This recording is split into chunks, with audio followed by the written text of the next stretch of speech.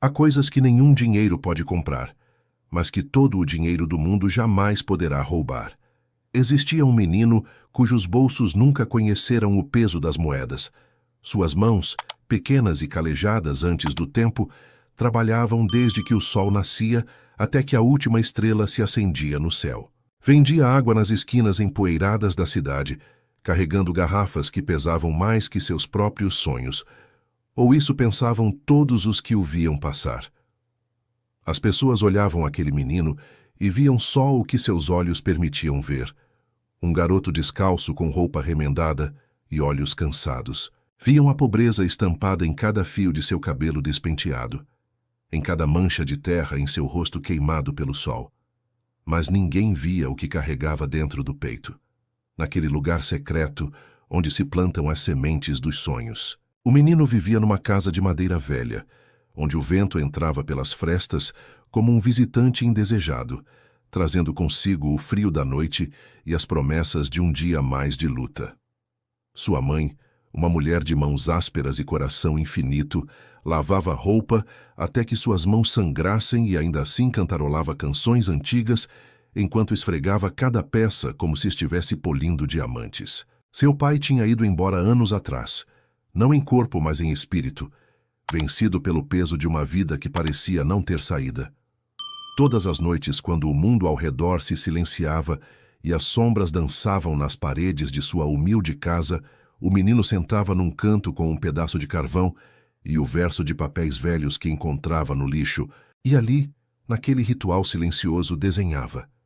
Desenhava edifícios que tocavam as nuvens, pontes que cruzavam oceanos impossíveis, jardins suspensos que pareciam flutuar no ar. Seus dedos sujos de carvão criavam mundos inteiros, universos de possibilidades que ninguém mais podia ver. A mãe, ao vê-lo todas as noites absorto em seus desenhos, sentia o coração encolher. Ela sabia que os sonhos grandes nasciam em corações pequenos, mas temia que a realidade, cruel e implacável, viesse um dia esmagar essas asas antes mesmo de que pudessem aprender a voar. Ela mesma tinha sonhado uma vez, muito tempo atrás, mas a vida tinha ensinado que os sonhos não enchem barrigas nem pagam contas. Um dia, enquanto o menino vendia suas garrafas de água na praça central da cidade, viu algo que fez seu coração parar. Ali, erguendo-se contra o céu azul, como um gigante de cristal e aço, estava um edifício novo que não existia na semana anterior. Era o prédio mais lindo que ele jamais tinha visto, com suas janelas brilhando como espelhos de ouro sob o sol do meio-dia. Aos pés da grande entrada, homens de terno conversavam, segurando rolos de papel que o menino imaginou que seriam os desenhos mágicos que tinham dado vida àquela magnífica estrutura. Aproximou-se, esquecendo por um momento suas garrafas de água, esquecendo a fome que mordia seu estômago, esquecendo tudo, exceto aquela visão de beleza e possibilidade. Um guarda de segurança grande e intimidador logo o expulsou com um gesto rude da mão, como quem espanta um cachorro de rua. Mas antes que o menino se afastasse, um dos homens de terno, um senhor de cabelo grisalho e olhos bondosos, viu a cena e chamou o garoto de volta. Por que olhava o prédio com tanto interesse? Perguntou o homem, sua voz suave como o vento da primavera. O menino hesitou, sentindo as palavras presas em sua garganta como pássaros engaiolados. Finalmente, com a voz trêmula, respondeu: porque um dia eu vou construir um prédio ainda mais bonito que este. O silêncio que seguiu foi ensurdecedor. Os outros homens riram, suas gargalhadas ressoando pela praça como o som de cristais se quebrando. Um deles, de rosto vermelho e barriga grande, apontou os pés descalços do menino e disse com desdém: você construir algo assim, garoto? Nem sequer tem sapatos. Como vai construir prédios? Mas o homem de cabelo grisalho não riu. Agachou-se até ficar na altura dos olhos do menino e perguntou: sabe desenhar? O coração do garoto bateu mais forte. Com mãos trêmulas, tirou de seu bolso vazio um pedaço de papel amassado, um de seus desenhos noturnos. O homem o desdobrou cuidadosamente, como quem manipula um tesouro antigo, e seus olhos se arregalaram. Ali, no papel manchado e amarelado, estava um desenho de uma beleza surpreendente. Uma escola com jardins, salas cheias de luz e crianças sorrindo em cada janela. "Quem te ensinou a desenhar assim?" perguntou o homem, sua voz agora tingida de respeito. "Ninguém", respondeu o menino. "Só penso grande e meus dedos seguem meus pensamentos." O homem ficou em silêncio por um longo momento, olhando alternadamente o desenho e o menino. Depois fez algo que mudaria tudo. Tirou de seu bolso um cartão e disse: "Venha me ver amanhã neste endereço às 7 da manhã. Não chegue atrasado." Aquela noite o menino mal conseguiu dormir. Sua mãe, ao saber da história, balançou a cabeça com tristeza, temendo que fosse só mais uma promessa vazia que o mundo fazia aos pobres. Mas ela viu algo diferente nos olhos de seu filho aquela noite. Uma chama que não podia ser apagada nem pela razão, nem pelo medo. Quando o sol ainda não tinha nascido por completo, o menino já estava de pé, correndo pelas ruas da cidade com seu papel amassado nas mãos. Encontrou o endereço, um escritório grande, cheio de mesas com desenhos, ferramentas estranhas e pessoas trabalhando concentradas. O homem de cabelo grisalho o esperava. "Você veio", disse ele sorrindo. Poucos teriam essa coragem. Durante meses, o menino começou a frequentar aquele escritório. Não recebia salário, não tinha título, nem sequer tinha uma cadeira própria, mas tinha algo mais valioso. Tinha acesso ao conhecimento. Observava, absorvia cada palavra, cada traço, cada técnica. Limpava o chão, organizava papéis, fazia café e em cada tarefa humilde aprendia. Seus olhos eram como esponjas, absorvendo tudo. Os outros funcionários o tratavam com indiferença ou desprezo. O menino do chão o chamavam. Alguns faziam piadas cruéis sobre seus bolsos vazios e seus sonhos grandes demais. Mas o homem de cabelo grisalho, cujo nome era Seu Arturo, via algo que os outros não viam. Via fogo onde outros só viam fumaça. Uma noite, Seu Arturo pediu ao menino que ficasse depois que todos fossem embora. Pôs sobre a mesa um projeto complexo. Um desafio que sua equipe tinha estado tentando resolver durante semanas. Como construir uma ponte sobre um rio traiçoeiro em terreno instável com orçamento limitado. "Mostre-me como pensaria", disse Seu Arturo, entregando ao menino um lápis e papel. O menino sentou, suas mãos tremendo, não de medo, mas de emoção. E então fez o que sempre fazia. Pensou grande. Seus dedos começaram a dançar sobre o papel, criando linhas que se transformavam em curvas, curvas que se convertiam em arcos, arcos que floresciam numa estrutura elegante e impossível. Desenhou uma ponte que parecia desafiar a gravidade, que usava a força do próprio rio para se sustentar, que transformava o obstáculo em solução. Quando terminou, o silêncio na sala era absoluto. Seu Arturo olhava o desenho com lágrimas nos olhos. "Sabe o que acabou de fazer?" perguntou ele com a voz quebrando. "Resolveu em 1 hora o que meus engenheiros com diplomas não conseguiram resolver em semanas. Mas a história não termina ali. Não termina no sucesso fácil, porque a vida raramente é assim." Quando Seu Arturo apresentou o projeto do menino aos investidores, a reação foi de indignação. "Um menino de rua sem educação formal? Isto é um insulto!" gritaram. Ameaçaram retirar seu investimento, manchar a reputação de Seu Arturo, destruir tudo o que ele tinha construído. Aquela noite, o menino voltou para sua casa de madeira com o coração partido.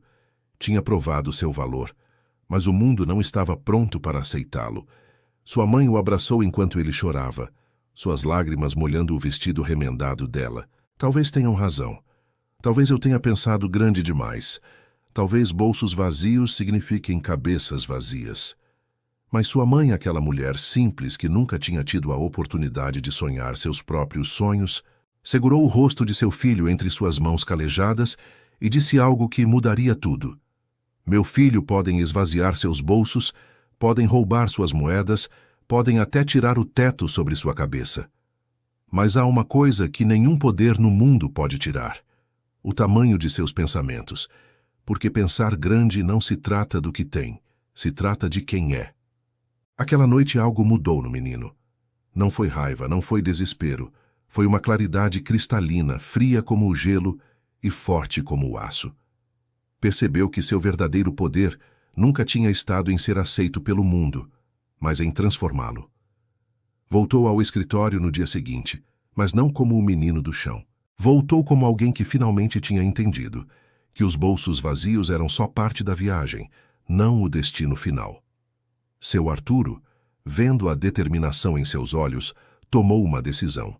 Apresentaria o projeto novamente, mas desta vez não mencionaria quem o tinha criado. Deixaria que o trabalho falasse por si mesmo. A ponte foi construída, e quando foi inaugurada, jornais do mundo inteiro publicaram sua foto. A ponte impossível, a chamaram. Elegante, eficiente, perfeita. Os mesmos investidores que tinham zombado do menino agora disputavam saber quem tinha criado aquela maravilha. Na festa de inauguração, rodeado de pessoas importantes com bolsos cheios e sorrisos falsos, seu Arturo subiu ao palco, pediu silêncio e disse: "Quero apresentar o verdadeiro arquiteto desta ponte." E então, para o espanto de todos, chamou o menino. O garoto subiu ao palco, seus pés ainda descalços, sua roupa ainda simples, seus bolsos ainda vazios. O silêncio era ensurdecedor. E então, lentamente, uma pessoa começou a aplaudir, depois outra e outra, até que a sala inteira explodiu em aplausos. Não de acordo, não de plena aceitação, mas de reconhecimento relutante de uma verdade que não podia ser negada. Mas o menino não sorriu, não celebrou. Em vez disso, olhou para a multidão e disse algo que ninguém esperava. "Vocês aplaudem agora, porque viram o resultado. Mas quantos de vocês teriam aplaudido quando meus bolsos estavam vazios e tudo o que tinha eram sonhos? Quantos de vocês teriam acreditado num menino descalço que se atreveu a pensar grande?" O silêncio voltou, pesado e incômodo. E então o menino continuou, sua voz agora mais suave, mais gentil. "Não construí esta ponte para provar que vocês estavam errados. Construí para provar que ela estava certa." E apontou para sua mãe, de pé ao fundo do salão, com lágrimas rolando por seu rosto cansado. "Ela me ensinou que o tamanho de nossos sonhos não se mede pelo peso de nossos bolsos, mas pela força de nossos corações." Os anos passaram. O menino cresceu, mas nunca perdeu aquela essência de quem tinha os bolsos vazios e a mente cheia. Tornou-se um dos arquitetos mais respeitados do mundo, não por construir as estruturas mais caras ou mais altas, mas por criar espaços que transformavam vidas. Escolas em bairros marginais, hospitais em aldeias esquecidas, pontes que conectavam comunidades isoladas. Cada projeto que criava levava uma assinatura invisível. A lembrança de um menino que se atreveu a pensar grande quando o mundo inteiro disse para pensar pequeno. Seu Arturo, já velho e perto do fim de seus dias, disse uma vez numa entrevista: "Não descobri um talento. Só tive a humildade de reconhecer que bolsos vazios não significam mentes vazias. A maior riqueza que podemos ter é a coragem de pensar além do que nossos olhos podem ver." E a mãe daquele menino, que nunca deixou de lavar roupa mesmo depois que seu filho ficou rico, porque dizia que o trabalho honesto era sua oração diária. Resumiu tudo numa frase simples que repetia sempre: "Podem tirar tudo de você, menos o tamanho de seus sonhos." Porque há verdades neste mundo que nenhum diploma pode ensinar, nenhuma fortuna pode comprar e nenhuma pobreza pode apagar. Uma dessas verdades é que o poder de pensar grande não precisa de permissão. Não espera o momento perfeito. Não se importa com o tamanho de seus bolsos. Só precisa de uma coisa: a coragem de acreditar que você é mais do que o espelho mostra, mais do que a conta bancária diz, mais do que as vozes ao seu redor sussurram. O menino daquela história era real. Talvez o conheça. Talvez seja você, porque em cada um de nós existe um menino ou uma menina com bolsos vazios e sonhos imensos, esperando só que tenhamos a coragem de pensar grande o suficiente para transformar o impossível em inevitável. E quando perguntavam ao homem em que se transformou aquele menino qual era o segredo de seu sucesso, ele sempre respondia com um sorriso: "Nunca tive nada nos bolsos, então aprendi a guardar tudo no coração." E o coração, ao contrário dos bolsos, nunca está vazio quando aprende a enchê-lo de sonhos. A verdadeira riqueza não se mede pelo que levamos nos bolsos, mas pelo que construímos com nossas mãos vazias e nossas mentes cheias. Porque no final, são as ideias que mudam o mundo, não as moedas. São os sonhos que constroem pontes, não os diplomas. É a coragem de pensar grande que transforma meninos descalços em arquitetos de destinos. E você que escuta esta história agora, lembre-se, seus bolsos podem estar vazios, mas enquanto sua mente estiver cheia de sonhos e seu coração cheio de coragem, é mais rico do que qualquer fortuna pode comprar. Porque o poder de pensar grande não é um privilégio dos ricos. É o direito de nascimento de todo aquele que se atreve a acreditar. Se esta história tocou seu coração, deixe seu like para que mais pessoas possam conhecê-la. Compartilhe nos comentários qual é o sonho grande que leva dentro de você, independentemente do tamanho de seus bolsos.